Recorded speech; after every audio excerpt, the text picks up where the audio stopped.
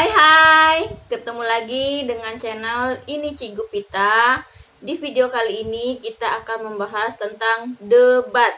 Nah, pernah dengar kan kata debat? Debat itu bukan berarti berkelahi ya. Nanti seperti apa debat kita bahas di video kali ini. Sebelum kalian nonton, sebelum kalian menyaksikan, kalian tekan dulu ya tombol subscribe, nyalakan loncengnya, like dan komen ya, agar saya lebih semangat lagi dalam membuat materi pembelajaran. Nah, kalian jangan skip video ini, tonton sampai habis, karena kalau kalian skip, kalian nggak bakalan tahu penjelasan tentang debat. Jadi tolong jangan di skip, kalian tonton, simak sampai habis, oke?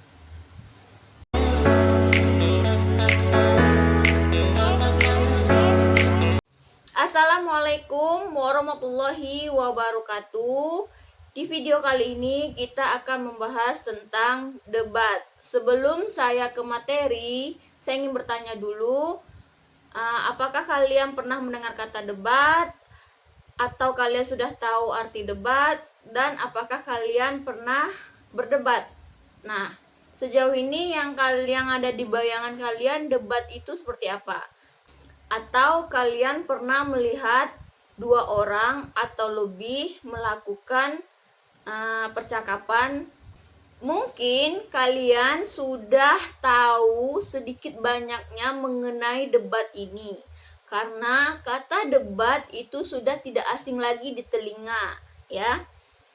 Kemudian kalau menurut Kamus Besar Bahasa Indonesia, debat adalah pembahasan atau pertukaran pendapat mengenai suatu hal dengan saling memberi alasan untuk mempertahankan pendapat masing-masing. Ya, jadi debat itu adalah bertukar pendapat mengenai pembahasan, bukan berantem atau berkelahi, ya. Di acara televisi juga sering mengadakan debat. Nah, contohnya itu Mata Najwa, itu termasuk ke dalam debat. Dan mungkin kalian juga sering melihat debat antar calon presiden, debat antar dewan. Nah, ya, itu dimaksud dengan debat. Kemudian di dalam debat itu tidak hanya sekedar debat saja ya, ada unsur yang membangun. Kalau tidak ada unsurnya, tidak akan terjadi suatu debat atau tidak debat, bisa dikatakan debat itu tidak sah ya. Nah, ada 6 unsur yang harus ada di dalam suatu debat itu. Yang pertama itu mosi. Mosi adalah judul atau masalah yang mau diperdebatkan, ya. Yang kedua itu ada tim afirmatif. Ini tim pro, tim yang mendukung. Nah, ketiga tim oposisi. Tim oposisi ini tim yang kontra atau yang tidak mendukung. Kemudian ada tim netral. Nah, tim netral ini nanti yang menghandle agar tidak ada perdebatan yang naik darah atau menggunakan urat. Nah, jadi harus ada tim netralnya. Kemudian di dalam debat itu harus ada moderator. Tanpa adanya moderator, jalan debat itu tidak akan berjalan dengan lancar.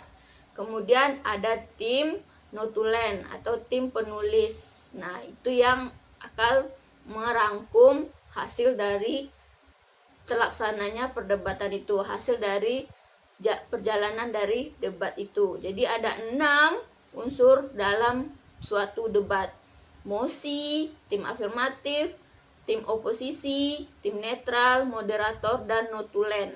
Jadi tanpa ada 6 unsur ini, suatu debat itu tidak bisa dilakukan.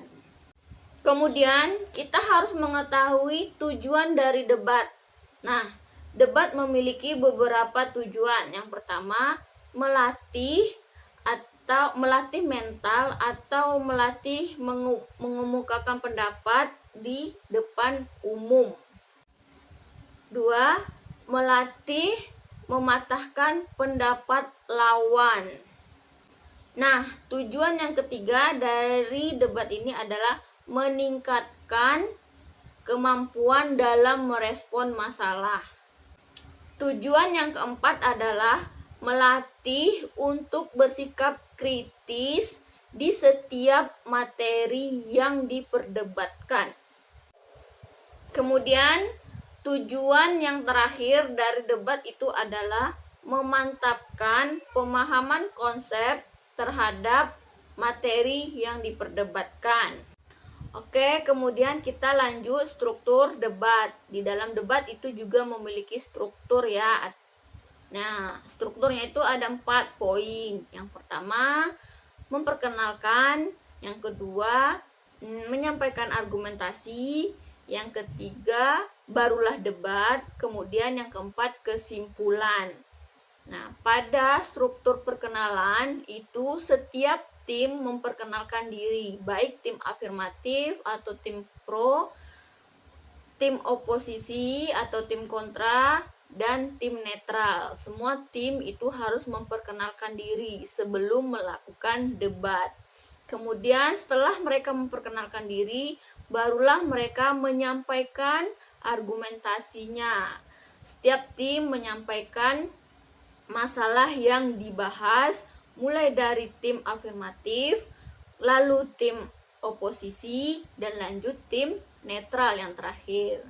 Nah, setelah itu barulah di situ terjadinya perdebatan atau yang kita bahas sekarang itu yaitu debat. Nah, kemudian setelah debat itu berjalan dengan lancar yang dibimbing oleh moderator, kemudian terakhir barulah adanya kesimpulan. Jadi itu tahapan atau struktur dari suatu debat. Nah, gimana? Apakah kalian sudah lebih paham lagi tentang debat? Ayo, tetap semangat dan masih ada sedikit penjelasan lagi tentang debat. Saya rasa kalian lebih sedikit paham lagi tentang debat ya. Jangan bosan mendengar penjelasan ini karena penting buat kalian ketahui. Oke, lanjut jenis-jenis debat. Jenis-jenis debat dilihat dari metodenya, bentuk, dan maksudnya. Debat dibagi menjadi 3 ya. Yang pertama itu debat majelis atau parlemen. Yang kedua debat pemeriksaan ulangan. Yang ketiga debat formal, konvensional, atau pendidikan. Jadi ada 3 jenis dari debat ini.